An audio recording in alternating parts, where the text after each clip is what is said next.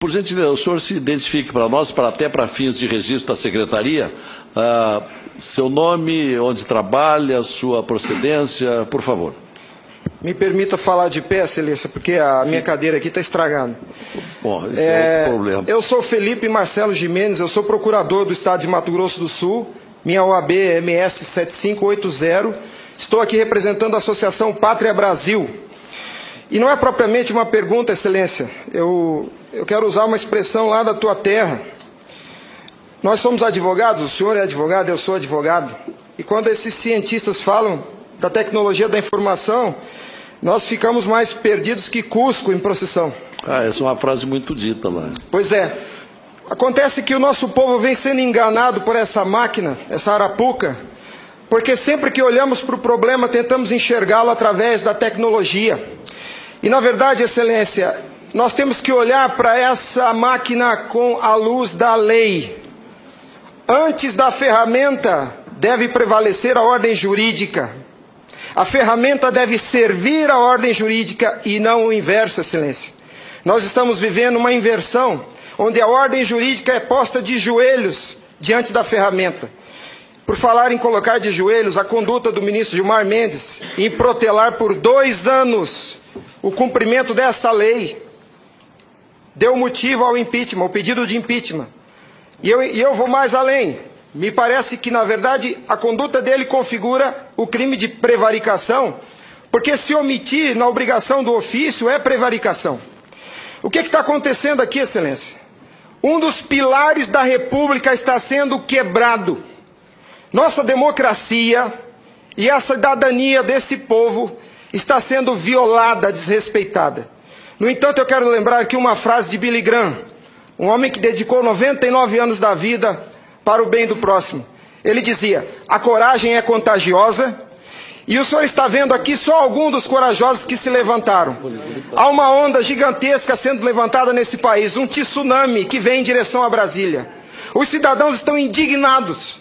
O Tribunal Superior Eleitoral não pode recusar o cumprimento à lei. Se fosse uma ordem judicial, o senhor, excelência, não teria o direito de cumpri-la parceladamente. É uma lei, não tem vício de forma, nem de iniciativa, nem de conteúdo. Vou ao ponto. Fala-se muito da máquina, eu quero falar do ato jurídico. O senhor, como advogado, entende bem desse assunto.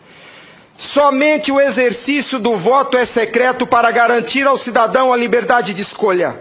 O ato seguinte, porque o processo eleitoral é feito de etapas, o ato seguinte é um ato administrativo.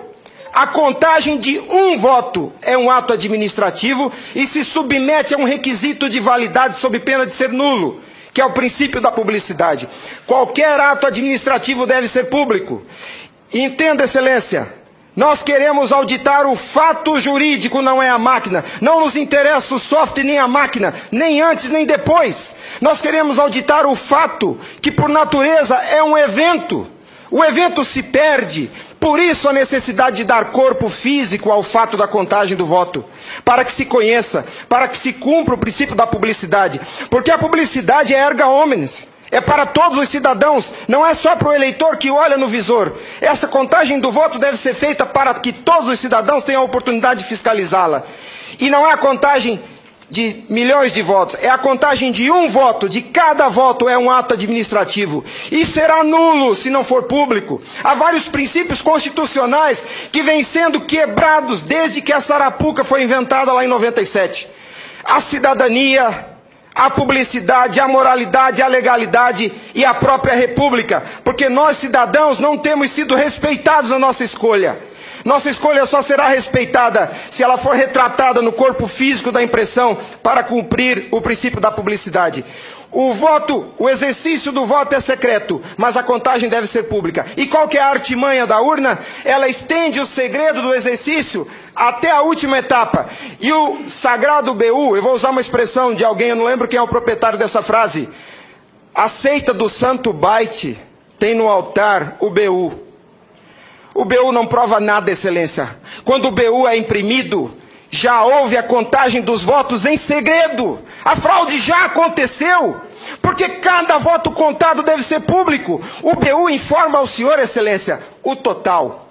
nem no condomínio onde eu moro não aceitariam uma eleição assim. Imagine, excelência, se eu fosse candidato a síndico, colhesse a urna e fosse contar dentro do meu apartamento e voltasse e comunicasse aos condôminos. Aqui está o resultado, eu fui eleito. O BU é a prova da fraude, excelência. O BU é a prova da fraude. Doutora Simone, apesar de muito jovem, foi minha professora na faculdade. Ela é talvez a cabeça mais qualificada nesse Senado para rezar esse discurso, para dizer o que é um ato administrativo. Gostaria que ela estivesse aqui. O que acontece? Nós estamos sofrendo uma violação dos princípios republicanos, dos princípios constitucionais e principalmente, excelência, da cidadania, porque nossa cidadania só existe na medida em que nosso voto seja respeitado, porque ele é o instrumento do exercício da cidadania, porque através deles elegemos os nossos escolhidos. E a nossa eleição, a nossa escolha tem sido apurada em segredo e o fato se perde. Por isso que os adeptos da seita do Santo Baite dizem que nunca há fraude. Porque quando se procurar o fato dentro da máquina, ele já não está mais lá, ele está no BU. E o BU só tem o total da contagem dos votos, excelência. Nós precisamos olhar para esse problema sobre a ótica da lei. Sobre a ótica da lei. Nós não podemos continuar aceitando esse engodo.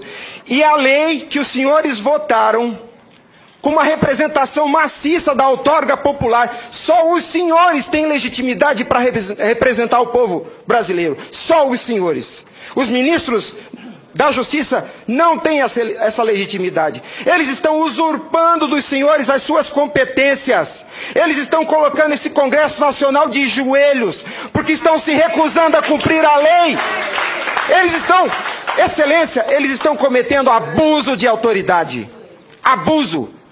Porque essa lei que os senhores votaram com 71% do Congresso Nacional, a derrubada do veto teve um peso de outorga popular maior do que as emendas à Constituição.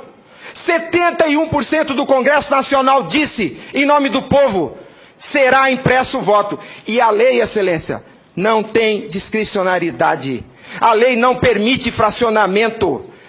Fracionar o cumprimento da lei é um abuso, é uma violação, é uma teratologia. Não há possibilidade de se fracionar o cumprimento da lei. Imagine o senhor, se o senhor fosse sujeito passivo de uma ordem de Gilmar Mendes, se ele aceitaria ouvir do senhor o seguinte: ministro, eu vou cumprir sua ordem, um pouquinho a cada ano. Até 2050, Gilmar Mendes, eu termino de cumprir a sua ordem. Imagina que ele aceitasse isso do senhor.